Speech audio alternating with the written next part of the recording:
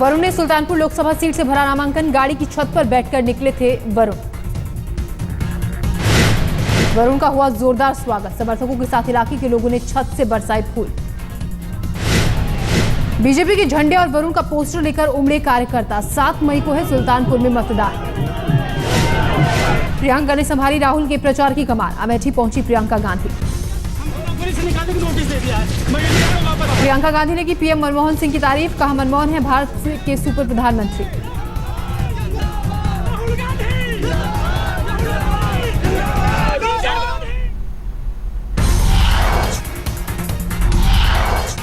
हजारीबाग में मोदी का राहुल पर हमला। कहा जल्द ही देश तय करेगा उसे ट्रॉफी वाले चाहिए या फिर कॉफी वाले। 17 अप्रैल को हजारीबाग में होगा मतदान। देश को तय करना है कि आपको ट्रॉफी वाले चाहिए कि ट्रॉफी वाले चाहिए, ये निर्णय आपको है। मोदी बोले वाजपेयी सरकार ने स्वर्णिम चतुर्भुज योजना दी। बीजेपी की नई सरकार प्रधानमंत्री सिंचाई योजना देगी। मोदी की युवाओं से जमकर वोट करने की अपील। कहा अभी चुप रहे तो 5 साल करना होगा इंतजार। 5 सालों में तबाह हो सकती है उनकी जिंदगी।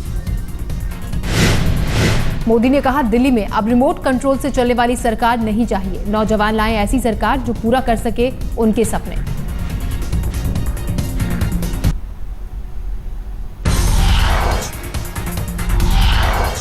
वाराणसी पहुंचे अरविंद केजरीवाल। सबसे पहले मुस्लिम धर्मगुरुओं से मिले केजरीवाल। दलित बस्ती का भी करेंगे दौरा। जाएंगे स्वीपर के घर। सीवर की सफाई के दौरान मेन हॉल में हुई थी मौत। आज हमारे देश में सियासती पार्टियों ने धर्म के नाम पे जहर घोलते हैं। उसे खत्म करना है और उसे प्यार और मोहब्बत की राजनीति में बदलना है। हिंदू, मुसलमान, सिख, ईसाई सबको एक साथ लाना है। वाराणसी में कुछ लोगों ने पोस्टर दिखाकर केजरीवाल का किया विरोध। मोदी के खिलाफ चुनाव लड़ रहे हैं केजरीवाल। 12 मई को वाराणसी में होगा मतदान। बनारस के अलावा अमेठी भी जाएंगे केजरीवाल। राहुल के गढ़ में कुमार विश्वास को मजबूत करने की करेंगे कोशिश।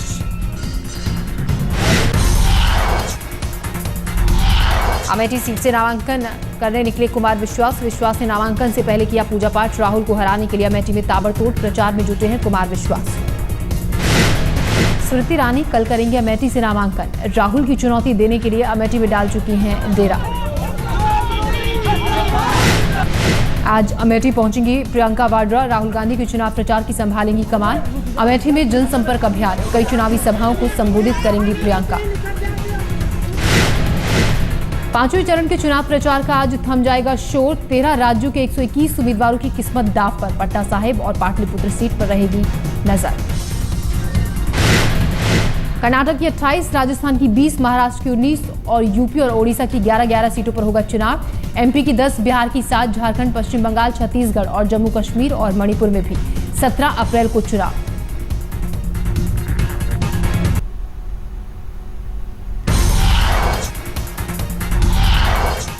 शिरडी में साईं के दर्शन करने पहुंचे राहुल। साईं भक्तों से मिलाया हाथ।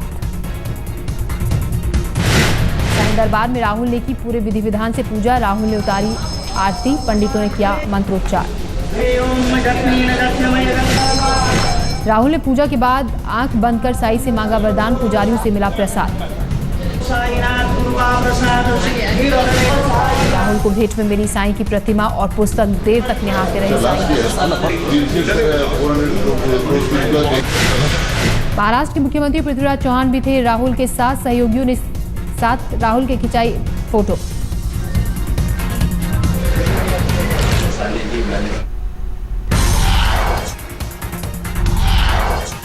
नकवी ने कहा सुशासन बना कुशासन की लड़ाई लड़ रही है बीजेपी। बोले प्रचार का तरीका कांग्रेस से अलग। किसी एक पार्टी को हराने के लिए राजनीतिक दलों से एकजुट होने की नहीं करता अपील।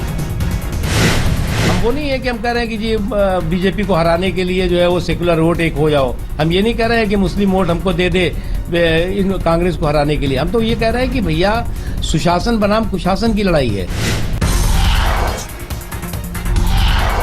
किन्नरों पर सुप्रीम कोर्ट का बड़ा फैसला। राज्य और केंद्र सरकार को दिया निर्देश। कहा किन्नरों को दी जाए तीसरे दिन की मान्यता।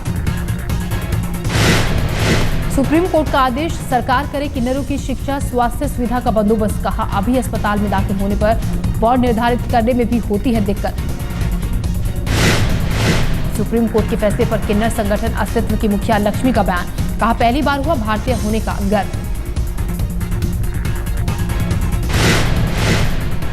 मैं शुक्रिया करती हूं कि आज भारत में हमें हमारा हक मिला है।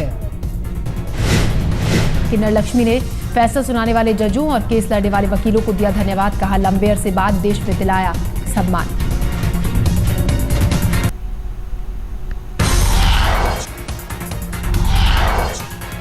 उद्धव ने सामना में एक बार फिर पीएम मनमोहन सिंह पर साधा निशाना। लिखा, परख और बारू ने अपनी किताब में किया जिक्र कि पीएम करते हैं सोनिया के आदेश पर काम, आखिर इसमें क्या है नया।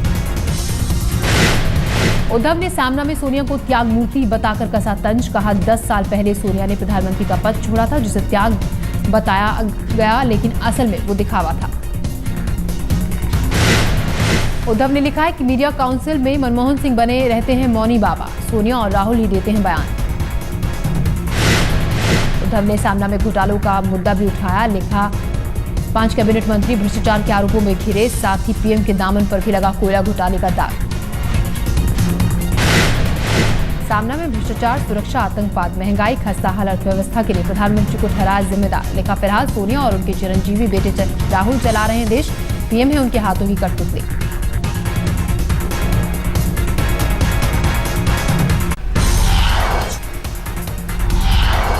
उमा भारती पर आजम खान का खुलासा। कहा, महाकुंभ के पहले मिली थी, समाजवादी पार्टी में शामिल होने के लिए कहा था। उमा भारती जब हमारे पास आई थी तो उन्होंने हमसे कहा था कि किसी मसले पर वो समाजवादी पार्टी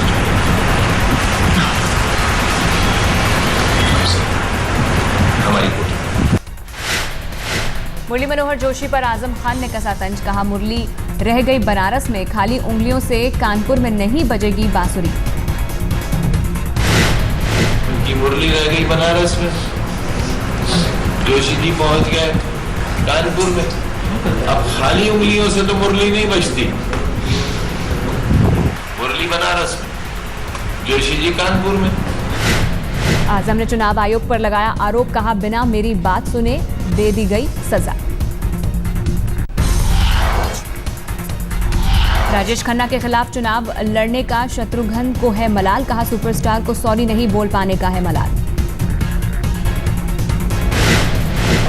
तो मैं उस वक्त इतना महसूस हो रहा था और मैं कह रहा था एक बार जाके राजेश खन्ना से माफी मांगू मैं, और वो आज तक जख्म मेरा, अभी कोई जख्म भरा नहीं है। शेखर सुमन ने शत्रुघ्न सिन्हा के खिलाफ पिछला चुनाव लड़ने के लिए मांगी माफी। कहा, इस बार भी कांग्रेस के ऑफर को ठुकराया। उसी विकल्प को लेके जब कांग्रेस फिर मेरे सामने आई और उन्होंने कहा कि इस बार भी आपको पटना साहिब से लड़ना है, तो मैं सिर्फ 2 कदम पीछे हटा और बोला खामोश।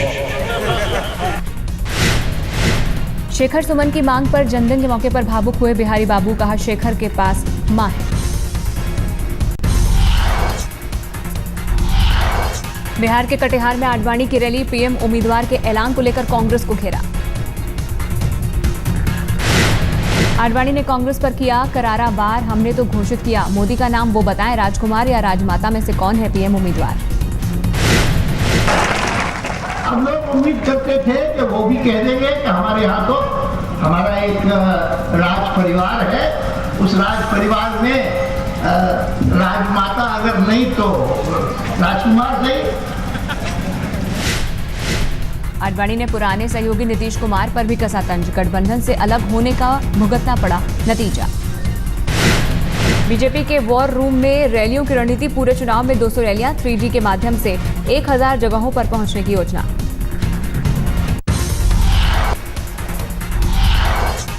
लखनऊ में मुस्लिम वोट बैंक पर राजनाथ की नजर। मौलाना सैयद कल्बे जव्वाद और मौलाना खालिद रसीद फिरंगी महली से मिले बीजेपी अध्यक्ष।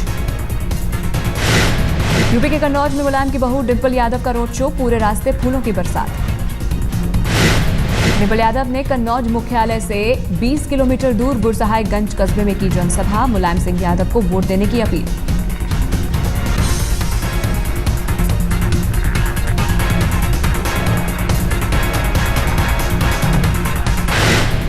बीजेपी नेता कल्याण सिंह ने मुलायम सिंह यादव पर बोला हमला, कहा मुलायम सिंह पीएम बनने के देख रहे हैं हसीन सपने। चुनाव के चलते भारत नेपाल सीमा सील, नेपाल से आने वाली सारी गाड़ियों की हो रही है चेकिंग। मथुरा में हेमा मालिनी के खिलाफ केस दर्ज, बिना इजाजत चुनाव प्रचार के लिए स्कूल का किया था इस्तेमाल। मुख्यमंत्री नीतीश कुमार को अपने ही गृह जिले में करना पड़ा विरोध का सामना, वापस जाओ के लगे नारे।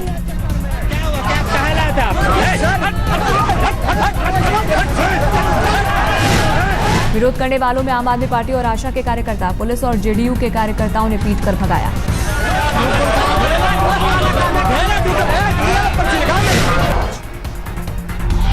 लुधियाना में अकाली दल की महिला विंग ने वोट के लिए अपनाया अनोखा तरीका, गांव में निकली जाने वाली पारंपरिक जागो के जरिए मांगा वोट।